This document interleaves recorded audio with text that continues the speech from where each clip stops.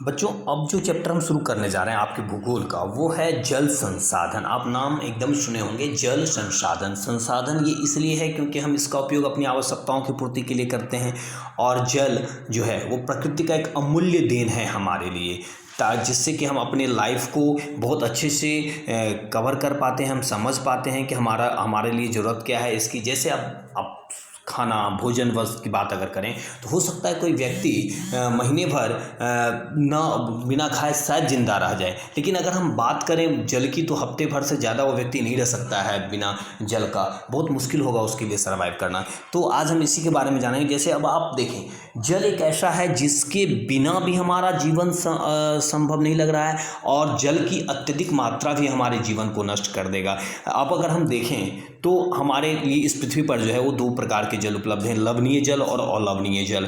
जो अलवणीय जल है उसका उपयोग हम लोग अपने दैनिक कार्यों में करते हैं, जबकि जो लवणीय जल है वो समुद्र और महासागर में पाए जाते हैं। अब सवाल ये है कि हम जल से क्या क्या कार्य कर सकते हैं। तो हमारे दैनिक जीवन की बहुत सारे ऐसे कार्य हैं जिनका उपयोग हम जल से हम करते हैं। लेकिन फैक्ट्रियों में अगर आप जाने तो वहाँ पर भी क्या बोलते हैं, जल का काम जो है क्या बोलते हैं, बहुत सारे काम जल से होते हैं। और अगर और काम देखा जाए तो बहुत सारे काम हैं ऐसे जल के द्वारा होता है। तो अलवणीय जल जो हम उपयोग करते हैं वो जनरली हमको आमतौर पर सतही अपवाह और भौम जल स्वरूप से प्राप्त होता है। सतही अपवाह का मतलब है जो सतह पर प्रवाह करते हैं, और भौम जल जो जमीन के नीचे हैं, ठीक है।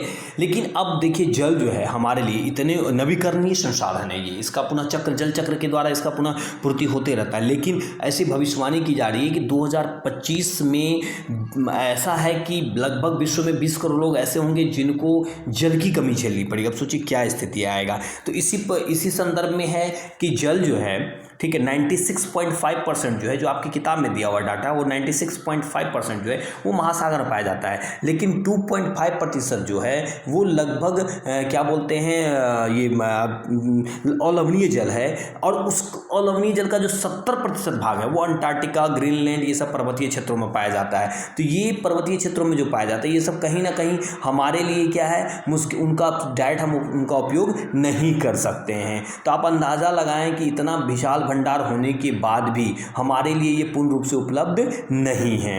अब आते हैं कि हम अगर यहाँ पर आप देखें, देखिए क्लियर यहाँ लिखा हुआ है कि 96 और 25 यह क्लियर कर दिया है, 4% से यहाँ पाया जाता है। अब थोड़ा सा है, इजराइल जो है वहाँ पर 25 सेंटीमीटर मात्र औसत वार्षिक वर्षा होती है। हम अगर अपने देश की बात करिए, बहुत पहले का डाटा है, 114 सेंटीमीटर वार्षिक वर्षा होती है, लेकिन हमारे देश में फिर भी जल की कमी है। अब आप पीछे एक फिगर देख रहे हैं, यहाँ पर देखिए जल के लिए कैसे लाइन लगाए हुए लोग। जल की इतनी कमी है कि लोग मुश्किल से नंबर लग के जल लोगों को उपलब्ध है। किलोमीटर दूर, देखिए कितने किलोमीटर दूर से लोग जल लेके आ रहे हैं। तो जल दुर्लभता क्या है, तो किसी मानवीय या प्राकृतिक कारणों से जल की उपलब्धता कम हो जाती है, तो ऐसा माना जाता है कि जल दुर्लभता है। अब जल दुर्लभता दो तरह से होते हैं, एक मात्रात्मक भी होता है और एक गुणात्मक भी होता है। तो थोड़ा सा मात्रात्मक और गुणात्मक को अंतर आप समझ लें। जैसे मान लीजिए कहीं पर जल अगर एकदम उपलब्ध नहीं है तो वो मात्रात्मक रूप से जल दुर्लभता कहलाएगी। लेकिन कहीं कहीं ऐसा है कि जल उपलब्ध है लेकिन वो हमारे उपयोग के लायक नहीं है, तो गुणात्मक दुर्लभता कहलाएगी, ठीक है। अब आप देखिए ऐसे जल का क्या क्या और उपयोग है। जैसे हम ऐसे मान लें कि हम अपना दैनिक जीवन में तो उपयोग करते हैं, लेकिन बड़े बड़े उद्योगों के लगने से भी जल का वहाँ उपयोग हुआ है, और जिससे हमारा भौम जल स्तर बहुत घटता चला गया है। अगर लगातार बढ़ती हुई जनसंख्या है जिसके कारण से जल की बढ़ती मांग हो गई है, उसके बाद बहुत सारे, देखिए यहाँ पर क्लियर दिया हुआ है कि अनाज का उत्पादन बढ़ाने के लिए भी जल संसाधन का अत्यधिक शोषण किया जाने लगा है, ठीक है। ऐसे बहुत सारे ऐसे किसान हैं जो नलकूप की व्यवस्था किए हुए हैं, तो नलकूप के माध्यम से अपने खेत की सिंचाई कर रहे हैं, जिसके कारण भौम जल स्तर नीचे चला जा रहा है। उसके बाद जल संसाधन का कुप्रबंधन भी हो रहा है, जिसके कारण से कहीं ना कहीं क्या बोलते हैं, जल दुर्लभता आ रही है। औद्योगिक घराने का उपयोग के कारण बहुत ज़्यादा बहुराष्ट्रीय कंपनी सब बहुत ज़्यादा आ रही है, तो इन सब कारणों से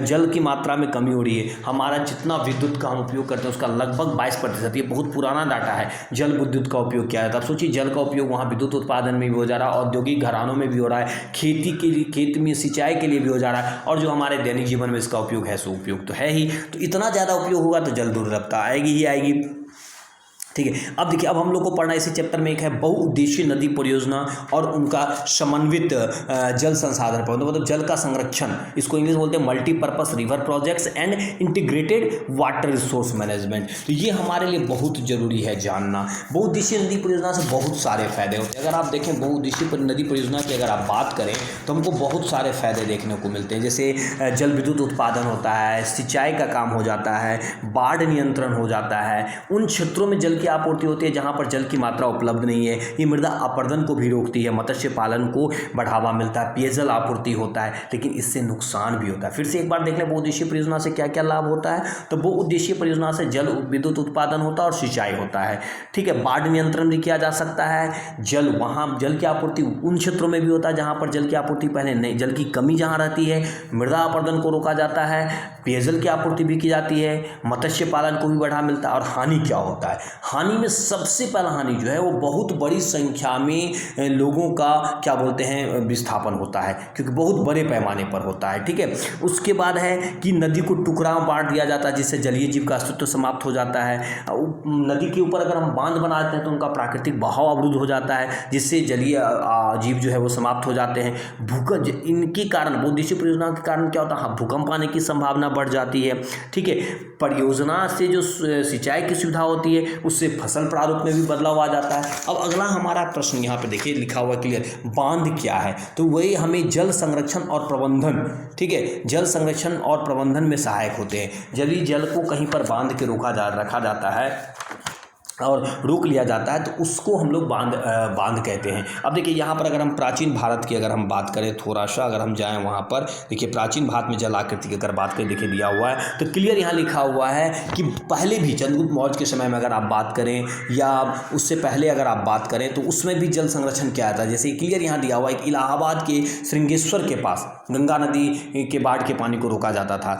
कलिंग मतलब अभी जो वर्तमान में उड़ीसा है, नागार्जुन कोड़ा जो आंध्र प्रदेश है, वेन्नूर जो कि कर्नाटक है, कोल्हापुर जो कि महाराष्ट्र है, वहाँ पर भी सिंचाई तंत्र काफ़ी विकसित था पुराने जमाने से भी।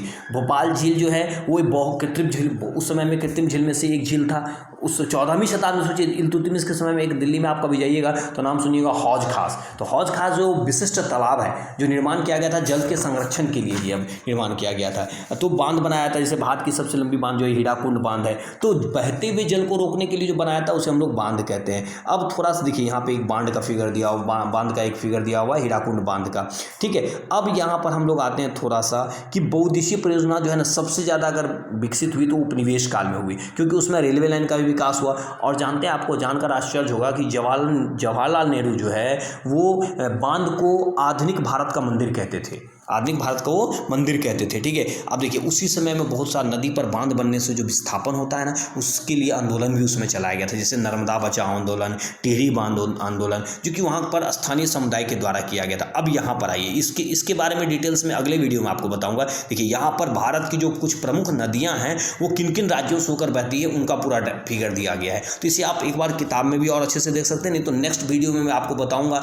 कि भारत की जो कुछ प्रमुख नदियाँ हैं वो किन किन राज्यों से होकर बहती है। अब आगे जो हमारा टॉपिक है आते हैं, देखिए अभी मैं बता रहा था कि पानी की अधिकता से भी लोगों की मृत्यु होती है, पानी की कमी से भी लोगों की मृत्यु होती है। जैसे देखिए फ्लड्स, मतलब यहाँ पर बाढ़ आने से भी बड़े पैमाने पर लोगों का विस्थापन होता है, बहुत सारे लोगों की मृत्यु हो जाती है, उनकी आर्थिक संपत्ति का भी बहुत ज़्यादा नुकसान होता है, ठीक है। अब पर्वतीय क्षेत्र में जो है आप देखिए वर्षा जल संग्रहण अब हमारे पास आता है। वर्षा जल संग्रहण ये हमारे लिए नितांत आवश्यक है, इसलिए आवश्यक है क्योंकि अगर इसका संग्रहण हम करेंगे तो भौम जल स्तर हमारा सही रहेगा, और भौम जल स्तर अगर सही रहेगा तो हमें जल की कमी नहीं होगी कभी। जैसे अगर पर्वतीय क्षेत्र में जाएंगे आप तो वहाँ पर दो नाम से, जैसे गुल या कुल नाम से क्या जाती है, नदी की धारा को बदल कर वहाँ पर सिंचाई की जाती है, ठीक है। तो हमें एक वाटर हार्वेस्टर बनना चाहिए, बहुत जरूरी है। पुराने जमाने में देखिए वाटर हार्वेस्टिंग जैसे कैसे फिगर है कि छाता को उल्टा कर दिया, हम वर्षा का पानी को क्या कर रहे हैं, जमा कर रहे हैं और फिर बाद में हम इसका उपयोग करेंगे, ठीक है। तो ये होता है वर्षा जल संग्रहण। तो अगर पुराने जमाने में देखिए किस तरह से यहाँ पर जल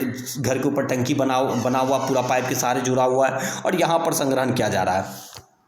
और बहुत सारे जगहों पर जो है वो वर्षा पानी को पालर पानी कहा जाता है और ये सबसे शुद्धतम रूप माना जाता है पानी का। देखिए ये सब सिंचाई प्रणाली, ये पुराने ज़माने में इसी तरह से सिंचाई होता था, जिसको बांस ड्रिप सिंचाई प्रणाली कहा जाता है। बांस को क्या कहता है, नाली की तरह बना के एक स्थान से दूसरे स्थान तक जल ले जाया जाता था। अब इसमें ये चीज़ है, ये तो वर्षा जल संग्रहण हमारे लिए अति आवश्यक है। अगर हम नहीं करेंगे तो जाहिर सी बात है कि हमारा भौम जल स्तर नीचे चलता चला जाएगा और जो भविष्य में हमें जल की कमी होगी। और तमिलनाडु, अभी तक की मेरी जानकारी के अनुसार जो आपको बुक में दिया हुआ है कि तमिलनाडु देश का एकमात्र ऐसा राज्य है जिन्होंने अपने राज्य के नागरिकों के लिए आवश्यक कर दिया है कि अगर आप मकान बनाओगे तो आपको हर हाल में अपने वर्षा जल संग्रहण का एक संयंत्र लगाना पड़ेगा अपने घर में, नहीं तो आपके ऊपर कानूनी कार्रवाई की जाएगी। तो ये था आपका चैप्टर जो है जल संसाधन। तो इसमें हम देखें जल दुर्लभता क्या है, जल की हमारे लिए उपयोगिता क्या है, जल का संरक्षण हमें क्यों करना चाहिए, बहुउद्देशीय नदी घाटी परियोजनाओं का क्या महत्व है और बहुउद्देशीय नदी घाटी परियोजना हमारे लिए क्या मायने रखते हैं। तो ये सब सारी चीज़ें इस चैप्टर में हम लोग पढ़े थे।